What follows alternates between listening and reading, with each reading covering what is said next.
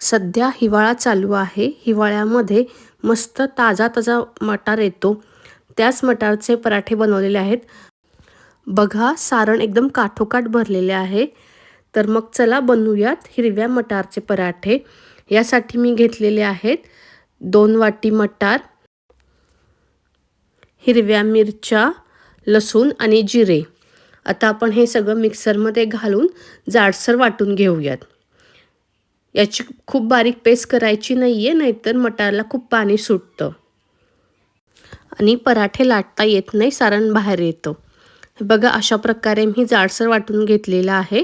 आता आपण हे थोडंसं परतून घेऊयात, म्हणजे यातला ओलसरपणा कमी होईल. त्यासाठी इथे गॅसवर पॅन तापत ठेवलेला आहे. पॅन तापल्यानंतर आपल्याला त्याच्यामध्ये 2 चमचे तेल घालायचं आहे. तेल चांगलं तापल्यानंतर याच्यामध्ये अर्धा चमचा जिरे घालायचे आहेत. जिरे तडतडल्यानंतर यात थोडासा हिंग घालायचा आहे. नंतर याच्यामध्ये आपण जे मटारचं वाटण केलेलं आहे ते घालायचं आहे. हे घालून चांगलं परतून घ्यायचं आहे. आता याच्यामध्ये आपल्याला चवीनुसार मीठ घालायचं आहे. 1 ते 1.5 चमचा साखर घालायची आहे आणि 1 चमचा लिंबाचा रस घालायचा आहे. त्याच्यामुळे पराठ्याला खूप छान आंबट गोड चव येते. हे मिश्रण साधारण 4 ते 5 मिनिटं परतून घ्यायचं आहे, म्हणजे यातील ओलसरपणा कमी होतो आणि पराठे लाटताना फाटत नाहीत. आता याच्यामध्ये कोथिंबीर घालूयात. हे थंड होत आहे तोपर्यंत आपण याची कणिक मळून घेऊयात. याच्यासाठी मी येथे परातीमध्ये 2 वाट्या गव्हाचं पीठ घेतलेलं आहे. याच्यामध्ये थोडंसं मीठ घालून हे सगळं मिक्स करून घेऊयात. आता याची कणिक मळून घेऊयात. आपल्याला पराठ्याची कणिक भिजवताना एकदम मऊ भिजवायची आहे, म्हणजे पराठे लाटताना फाटत नाहीत आणि चांगले फुलतात. आता या कणकेला थोडंसं तेल लावून 10 मिनिटं आपण झाकून ठेवूयात, म्हणजे आपली कणिक चांगली भिजेल.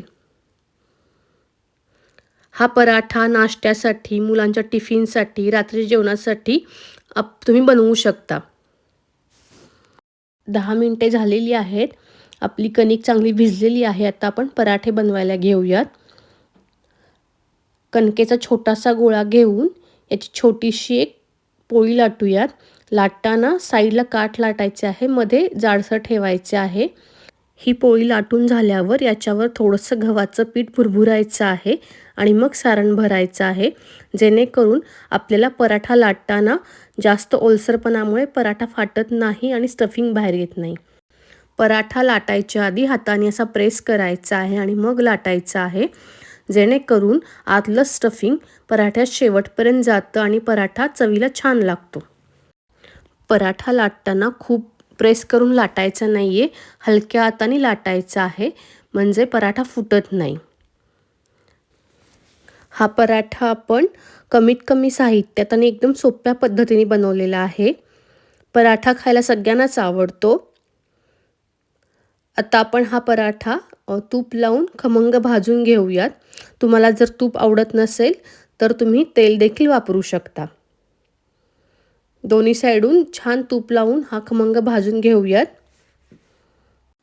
हा पराठा तुम्ही सॉससोबत किंवा हिरव्या चटणीसोबत खाऊ शकता. नुसता पण खूप छान लागतो. तुम्हाला जर ही रेसिपी आवडली असेल तर माझ्या चॅनलला लाईक करा, सबस्क्राईब करा, कमेंट करा आणि परत भेटूयात नवीन रेसिपीसह. धन्यवाद.